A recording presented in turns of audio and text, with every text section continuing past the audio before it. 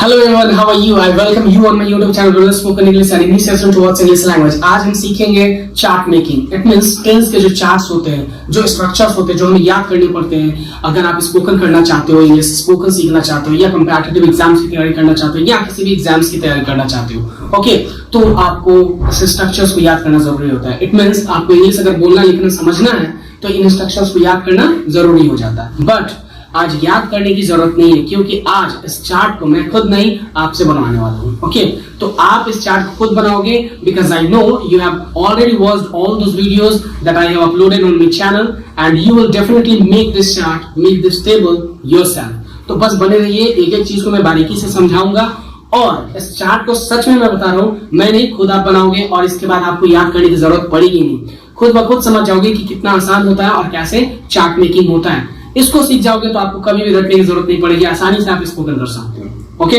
चलो स्टार्ट करते हैं. टेंस कितने होते हैं? Present, past, future. Okay, tense means ये तीनों टाइम है. ये मेरा टाइम है, ये भी टाइम है और ये भी टाइम है. अभी हम लोग प्रेजेंट की बात करेंगे, फिर पास्ट जो बीत गया है और फ्यूचर जो टाइम आने वाला है. ठीक है, जैसे कल फ्यूचर हो गया अभी, आज का प्रेजेंट है और पास्ट जो बीत गया. ठीक है, एंड डेफिनेट, कंटीन्यूअस, परफेक्ट. मैं परफेक्ट कॉन्टिन्यूअस स्पेस लिए जोर नहीं डालता क्योंकि वो अभी जरूरत की नहीं है. ठीक है, उसका कोई यूज नहीं होता है, बहुत कम यूज होता है उसका, 5 to 10%, और वो यूज होता है उसके सीखने के बाद ही. अगर आप कॉन्टिन्यूअस और परफेक्ट सीख जाओगे तो वो खुद ब खुद आ जाएगा. ठीक है, तो उसमें उलझने से अच्छा है कि मेन पॉइंट्स को पहले सीखा जाए, पहले माइंड को सेट किया जाए इन तीनों से, क्योंकि ये तीनों इंपॉर्टेंट होते हैं स्पोकन पॉइंट ऑफ व्यू से और किसी भी एग्जामिनेशन पॉइंट ऑफ व्यू से. तो प्रेजेंट, तो यहाँ present and definite, past and definite, future and definite. अगर बात करें डेफिनेट की तो आपको पता है कि फॉर्म्स कितने होते हैं? 5. 1, 2, 3, 4, 5. ये पांचों फॉर्म्स होते हैं. तो V1, V2, V5 को इंडेफिनिट मैंने बोला था. क्या बोला था? इंडेफिनिट. इसका मतलब V1, V5 और V2 ओके इंडेफिनिट है. यानी अगर प्रेजेंट इंडेफिनिट है, प्रेजेंट इंडेफिनिट की बात कर रहे हैं, तो यहाँ पे V1, V5 और V2 आना चाहिए. यहाँ भी V1, V5 और V2 आना चाहिए. ओके, फ्यूचर की बात कर रहे हैं तो यहाँ भी V1, V5 और V2 आना चाहिए. कोई दिक्कत? अगर इंडेफिनिट की बात हो रही है. अगर बात हो रही है कॉन्टिन्यूअस की, कॉन्टिन्यूअस, कंटिन्यू, एक्शन चल रहा है. हिंदी में जैसे मैं जा रहा हूं, मैं पढ़ा रहा हूं, मैं पढ़ रहा हूं, मैं सीख रहा हूं, मैं वीडियो देख रहा हूं, मैं यूट्यूब चला रहा हूं, तो रहा रही टाइप का या काम हो रहा है, दिख रहा है, एक्शन हो रहा है, तो V4. तो यहाँ पे कॉन्टिन्यूअस लिखा होगा तो लगातार. तो कॉन्टिन्यूअस यानी कि कॉन्टिन्यूअस की बात हो रही है तो कॉन्टिन्यूअस में भी V4 आएगा. यानी प्रेजेंट कॉन्टिन्यूअस की अगर बात करें, प्रेजेंट कॉन्टिन्यूअस की, तो यहाँ भी V4 आना चाहिए. अगर पास्ट कॉन्टिन्यूअस की बात करें तो यहाँ भी V4 आना चाहिए. और फ्यूचर कॉन्टिन्यूअस की बात करें तो यहाँ भी V4 आना चाहिए. कोई दिक्कत? अब बात करेंगे थर्ड फॉर्म की. थर्ड फॉर्म क्योंकि 1, 2, 3, 4, 5 फॉर्म होते हैं. अब थर्ड बच गया. थर्ड क्या शो करता है? परफेक्शन, यानी काम हो गया है. जैसे कि हिंदी में चुका चुकी वगैरह टाइप का लगा रहता है. जैसे मैंने खा लिया है, आपने पढ़ लिया है, आपने नाश्ता कर लिया है, ठीक है, आपने यूट्यूब पे वीडियोस देख लिया, आपने अपने इंटरनेट का 50% यूज कर लिया है. ये सारे क्या है? कर लिया है, कर चुका है. ठीक है, मैं पढ़ा चुका हूं, मैंने वीडियो को अपलोड कर दिया है. तो ये सारे क्या है? कंप्लीशन शो कर रहा है. तो हिंदी में तो पता चल जाता है चुका चुकी से. ठीक है, लिया, ये सब यूज होता है. तो बट इंग्लिश में कैसे यूज किया जाए? अब इंग्लिश में कंप्लीशन कैसे सीखा जाए? तो ये है स्टार्टिंग पॉइंट, ये एंडिंग पॉइंट. तो दोनों के बीच में जो एक्शन हुआ, काम हुआ, तो उसी को बोला जाता है कंप्लीटेड. ठीक है, आपको पता होता है कि स्टार्ट कब हुआ था एक्शन और कब खत्म हुआ. हालांकि इस पे और भी बातें करेंगे हम लोग, और भी अच्छे से सीखेंगे. ठीक है, बट अभी के लिए इतना ही, क्योंकि V4 को भी समझना है, इंडेफिनिट को भी. तो टेंस के जब पार्ट्स को और एलोबरेटली समझा जाएगा, जैसे प्रेजेंट इंडेफिनिट में बताऊंगा, ठीक है, कॉन्टिन्यूअस अलग से बताऊंगा, तो उसकी भी बहुत सारे वीडियोस बनेंगे अच्छे से. एक एक चीज को, एक एक कॉन्सेप्ट को बारीकी से समझा जाएगा. यानी कि ग्रामर पोर्शन भी कहीं से नहीं छोड़ा जाएगा और स्पोकन पॉइंट ऑफ व्यू से भी एकदम दमदार किया जाएगा.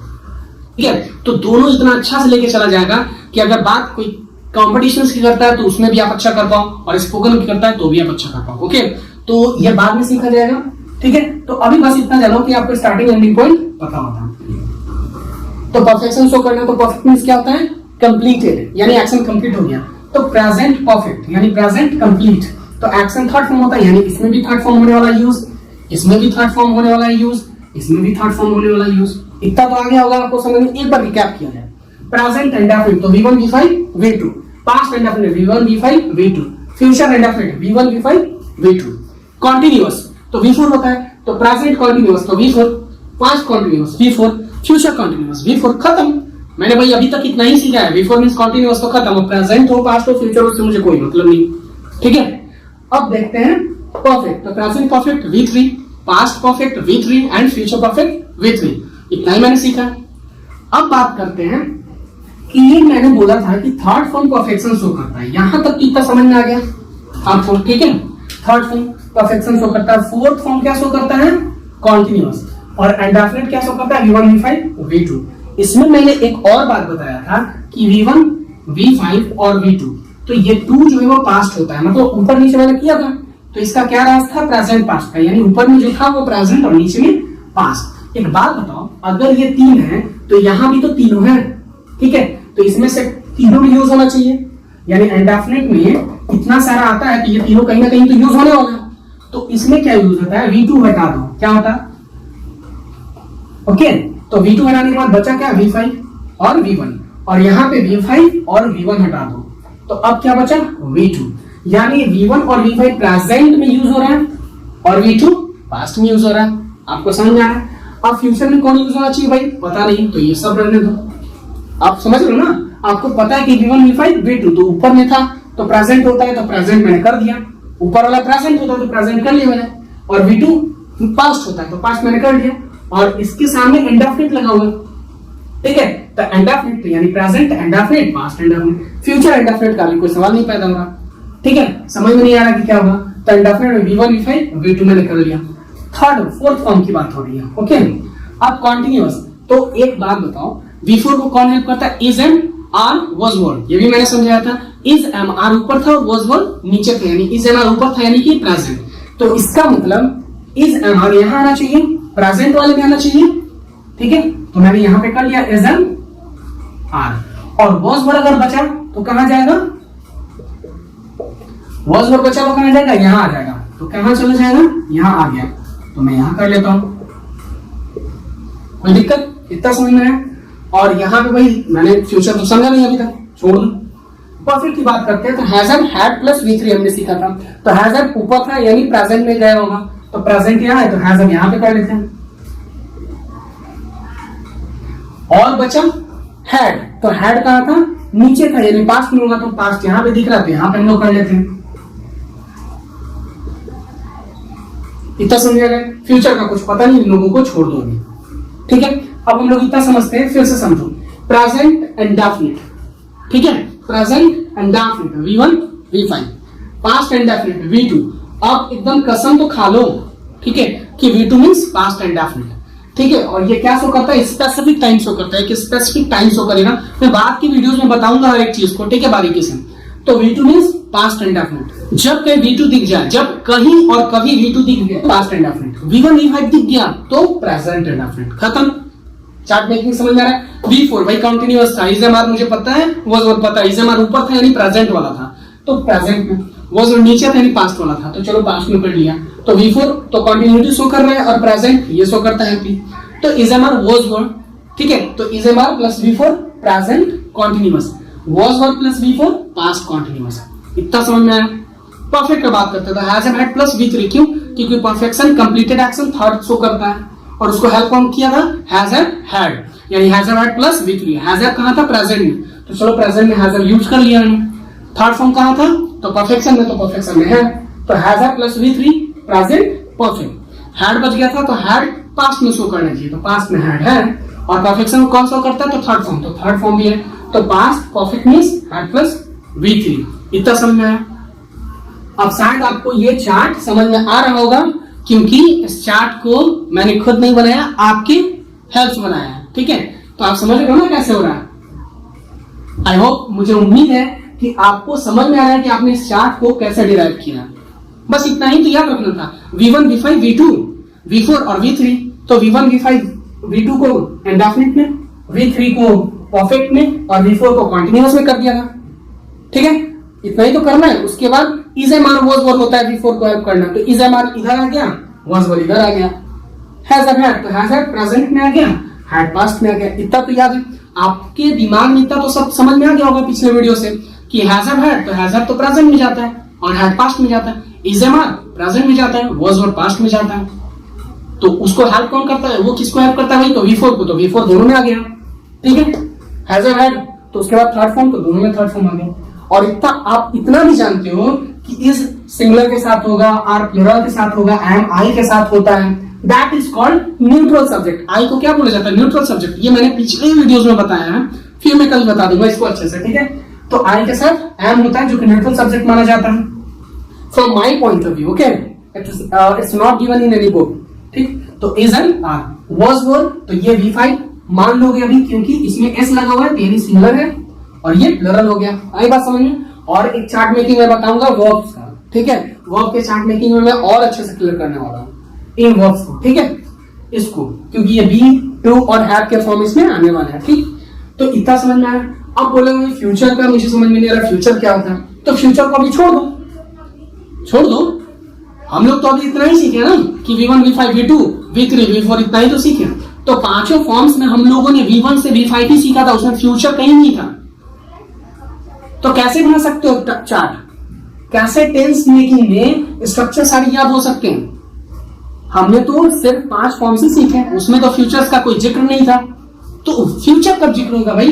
तो एक्शन, पांचों एक्शन से सिर्फ प्रेजेंट और पास्ट बन सकता है। यानी कि अगर आपके पास पांचों फॉर्म्स हैं तो आप उसे प्रेजेंट पास्ट आसानी से बना सकते हो। कोई भी एक्शन ले लो, आप पास्ट प्रेजेंट बना सकते हो, लेकिन फ्यूचर के लिए प्रॉब्लम है। अब बात करते हैं फ्यूचर का। तो फ्यूचर में क्या होता है? फ्यूचर का आइडेंटिफिकेशन होता है विल एंड शैल। विल और शैल का मतलब ही फ्यूचर होता है, ठीक है। फ्यूचर मीन्स विल और शैल। अब ऐसा नहीं कि विल और shall plus V1 is equal to future indefinite, नहीं। विल और शैल आया मतलब फ्यूचर, जैसे थर्ड आया, ठीक है, तो परफेक्ट। फोर्थ आया तो कॉन्टिन्यूअस, चाहे किसी का भी हो टेंस, ठीक है। V1, V5, V2 आया तो इंडेफिनिट टेंस किसी का। उसी तरीके से विल और शैल आया तो परफेक्ट वगैरह नहीं, फ्यूचर, ठीक है, फ्यूचर टेंस। अब वो क्या है? कॉन्टिन्यूअस है, इंडेफिनिट, परफेक्ट है। अब उस एक्शन के हिसाब से, फॉर्म्स के हिसाब से बांटा जाएगा। तो फ्यूचर किसको आइडेंटिफाई करता है? विल और शैल को, कि विल और शैल आया तो फ्यूचर है। आई बात समझ में? अब देखो V2, मैंने अभी बताया कि पास्ट इंडेफिनिट होता है V2, और ये स्पेसिफिक टाइम को शो करता है। यानी V2 जब भी दिखे तो पास्ट इंडेफिनिट। तो यानी कि अगर ये पास्ट इंडेफिनिट है तो फ्यूचर में तो आ नहीं सकता, खत्म। समझ रहे हो आप? उसके बाद V1 और V5, मैंने बताया कि V5 सिंगुलर के लिए होता है, तो भाई यहां सिंगुलर होगा तब तो। रियल एक्शन कौन सा है? 2 + V1, मैंने बताया था 2 + V1 कौन सा एक्शन है? रियल एक्शन कौन है? 2 + V1। और अगर इन दोनों में चूज करना हो कि विच वन इज प्रेफरेबल, तो मैं तो प्रेफर करूंगा 2 + V1 का। आप क्या करोगे?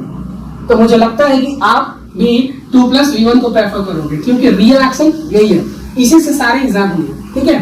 तो इसको भी काट दो, यानी कि V1 इसके बाद होने वाला है, कोई दिक्कत? V1 V5 में V1 होगा और V5 V2 नहीं होगा, यानी V5 तो सिंगुलर के लिए था और V2 पास्ट इंडेफिनिट के लिए था। अब एक बात बताओ, V5 क्यों है? तो सिंगुलर के लिए, तो सिंगुलर सब्जेक्ट के लिए। यानी इससे एक और चीज हमें सीखने को मिलता है कि अगर बात फ्यूचर की हो तो इसमें भी शायद ऐसा हो रहा है कि भाई इसमें सिंगुलर और प्लुरल सब्जेक्ट से कोई मतलब नहीं है। उसको विल और शैल चाहिए जो उसको आइडेंटिफाई करा दे, और V1 चाहिए जो बता दे कि मेरे साथ कौन सा एक्शन होने वाला है। तो इसका मतलब है कि V1, V5, V2 में V1, V5 प्रेजेंट के लिए था, V2 पास्ट के लिए था, फ्यूचर के लिए विल शैल नहीं था, और V1 क्योंकि रियल एक्शन है इसलिए यहाँ यूज हुआ है, क्योंकि एक एक्शन तो चाहिए दिखाने के लिए कि कौन सा एक्शन हुआ है। ओके, शायद थोड़ा सा वीडियो लंबा हो जाए, but you can feel, you can realise that how important this is, okay, for you. Will और शैल यूज किया जाए तो मैं यूज कर लेता हूं विल और शैल प्लस V1, क्योंकि इंडेफिनिट है भाई, तो V1, V5, V2 में से ही कोई चाहिए था, तो V1 क्यों हो रहा है आपको समझ में आ रहा है? ओके, अब बात की जाए कॉन्टिन्यूअस की, यहाँ तो V4 होना ही चाहिए था ना, होना चाहिए था। अब बात है फ्यूचर की, तो फ्यूचर के लिए विल और शैल आना चाहिए, तो चलो विल और शैल यूज कर लो। प्लस यहां पे क्या आएगा पता नहीं, ठीक है।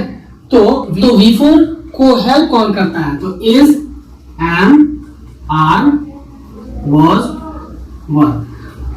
तो विल के बाद V1, तो विल के बाद V1 आना चाहिए। क्या आना चाहिए? V1। तो V1 है क्या कोई? तो इज नहीं है, ठीक है, ये प्लुरल के लिए यूज होता है, ये आई के लिए यूज होता है। वाज नहीं है, ये प्लुरल के लिए यूज होता है, इसमें से कोई नहीं। तो पहले ये समझा जाए कि किसका पार्ट है। ठीक है, तो इसका पार्ट है बी, तो ये बी का पार्ट है। किसका पार्ट है? बी का पार्ट है। तो अगर प्ले का सारा पार्ट है play, play, playing, plays, laugh, laugh, okay, go, went, gone, तो गो का ही पार्ट है ना, तो गो कैसे आता है? टू गो से, ठीक है। प्ले कैसे आता है? तो टू प्ले से। उसी तरीके से टू और बी अगर आ गया तो टू बी से भी आया, और बी के सारे फॉर्म है, क्या है? बी के सारे फॉर्म से। तो यहाँ पे बी आना चाहिए क्योंकि V1 चाहिए था, तो विल और साथ के बाद V1 भी आ गया, ठीक है। और ये इसको V4 को हेल्प कर सकता है। इतना समझ में आया आपको? आगे बढ़ते हैं। हैड प्लस V3, तो भाई यहाँ विल और सैल तो होना चाहिए, प्लस पता नहीं और V3 तो होना ही चाहिए, ठीक है। तो विल और सैल के बाद बताओ V3 को हेल्प कौन कर, विल और सैल के बाद क्या होगा पता नहीं, बट V3 को हेल्प कौन करता है? तो हैज एंड हैड। चलो, हैज एंड, तो हैज सिंगुलर के लिए और हैड पास्ट में, तो पास्ट वाला तो हटा दो, ये सिंगुलर प्लूरल, तो सिंगुलर को हटा दो, तो प्लूरल वाला को ही प्रायोरिटी दिया जाएगा, क्योंकि यहाँ हम लोगों ने प्लूरल को प्रायोरिटी दिया था V1 को। तो यहाँ पे देखो प्लूरल के लिए यूज होता है हैव, और ये V1 है, क्या है? V1। तो विल और सैल के बाद V1 यूज कर सकते हैं, तो यहाँ V1 यानी कि हैव यूज कर सकते हैं। क्या यूज कर सकते हैं? हैव। तो विल हैव प्लस V3, ठीक है। अब आप बोलोगे हैज एंड हैड कैसे है? अभी तो प्ले किससे आया? तो टू प्ले से आया, तो टू हैव से आया हैज एंड हैड। और अच्छे से समझा जाएगा, बट अभी के लिए इतना ही। तो इतना समझ में आया क्यों हो रहा है? तो आपको समझ में आ रहा होगा कि हैव यहाँ पे क्यों आया, समझ में आ रहा होगा कि बी यहाँ पे क्यों आया, ठीक है। समझ में आ रहा होगा कि V1 क्यों आया, क्योंकि फ्यूचर में सिंगुलर प्लूरल से कोई मतलब नहीं है, इसलिए प्लूरल वाले को प्रायोरिटी दिया गया, क्योंकि V1 सब जगह जा सकता है वो एक्शन को शो करने के लिए। तो विल और सैल फ्यूचर के लिए था, एक एक्शन ले आया हमने V1, V5, V2 से चूज करके, तो फ्यूचर इंडेफिनिट। फ्यूचर कंटिन्यूअस में V4 होना चाहिए, और फ्यूचर की बात हुई तो विल और सैल तो होना ही चाहिए। तो V4 को हेल्प करता है ये, और ये बी का पार्ट है, और इसके बाद V1 होना चाहिए था। क्या होना चाहिए था इसके बाद? V1। तो बी V1 भी है, V1 के तरीके से भी काम करता है, it is treating and behaving like a V1। तो विल और सैल के बाद बी भी आया, और उसके बाद V4 खत्म। दैट इज कॉल्ड पार्टिकल, इसको पार्टिकल भी बोला जाता है, ठीक है। तो will be plus V4, cell B plus V4। अब बात करते हैं विल और सैल, हैव प्लस V3 क्यों होगा? तो फ्यूचर परफेक्ट, तो परफेक्ट है भाई, तो थर्ड फॉर्म लाओ। फ्यूचर है तो विल सैल लाओ, तो विल सैल है हमारे पास V3 है, बीच में क्या है पता नहीं, ठीक है। तो विल और सैल का थर्ड फॉर्म तो नहीं आ सकता ना, वो थर्ड फॉर्म तो परफेक्शन के लिए है। प्रेजेंट के लिए हैज लाया हमने, पास्ट के लिए हैड लाया, तो इसके लिए भी तो कोई हेल्पिंग वर्ब चाहिए। ये तो फ्यूचर है, ये हेल्पिंग वर्ब नहीं है, हेल्पिंग वर्ब तो ये है, ठीक है। ये तो फ्यूचर है, it's like a modal verb, ठीक है। ये हेल्पिंग वर्ब है ही नहीं, तो इसको कौन हेल्प करेगा? तो हैज एंड हैड हेल्प करता है। तो हैज एंड हैड किससे भाई आया है? तो टू हैव से। तो टू हैव यानी कि वो फर्स्ट फॉर्म होता है, तो यहाँ पे हम लोग हैव यूज कर सकते हैं, क्योंकि हैज तो होगा नहीं, सिंगुलर के लिए यूज होता है, और यहाँ सिंगुलर का कोई जरूरत नहीं है। हैड तो पास्ट में यूज होता है, इसका भी कोई जरूरत नहीं है। बचा हैव जो कि V1 होता है, ये वर्ब्स के फॉर्म में अच्छे से क्लियर करूंगा, ठीक है। तो will have plus V3, shall plus V3, यानी ये भी खुश ये भी खुश। विल के बाद V1 आना चाहिए, हैव V1 भी है यहाँ पे, treating like a V1 and it's a particle also, okay. और हैव के बाद थर्ड फॉर्म भी क्वालिफाई कर रहा है। आई होप आपको सब अच्छे से समझ में आ गया हो, और मुझे उम्मीद है कि इस चार्ट को मैंने नहीं आपने खुद बनाया है। अगर इस चार्ट को आपने बनाया तो please subscribe and share this video, because सबसे अलग और मैथमेटिकल फॉर्म में मैंने बनाने की और समझाने की कोशिश की है, और आप समझ सकते हो कि कितना इंपॉर्टेंट चार्ट है ये, और ये खुद आपने बनाया है, और आप समझ पाए हो कि कितना आसान है बनाना और याद करना। और जब आपको इंग्लिश बोलने की जरूरत हो तो आप अपने आप को आसानी से इसके साथ कनेक्ट कर सकते हो, ओके। तो अब आपको समझ में आ गया होगा कि कितना आसान है ये चार्ट मेकिंग करना, ठीक है। और इसको याद करने की जरूरत ही नहीं, अब आपको समझ में आ ही रहा होगा कि ये आपके दिमाग में आ गया है, आसानी से छप गया आपके दिमाग में, ठीक है। और सबसे बड़ी बात कि आप जब भी स्पोकन करना चाहोगे, इंग्लिश स्पीकिंग में आप पार्टिसिपेट करना चाहोगे, तो ये आपके दिमाग से कनेक्ट हो पाएगा तुरंत, सेकंड्स में आप समझ पाओगे, और सेकंड्स में आप समझ पाओगे कि तुरंत कैसे बोला जाए, कोई बोल रहा है तो गलत क्यों है। अगर आपने वीडियो लास्ट तक देखा है बिना स्किप किए, तो उसके लिए बहुत बहुत धन्यवाद। Thank you very much for your lovely attention, okay. तब तक के लिए study and enjoy, bye bye.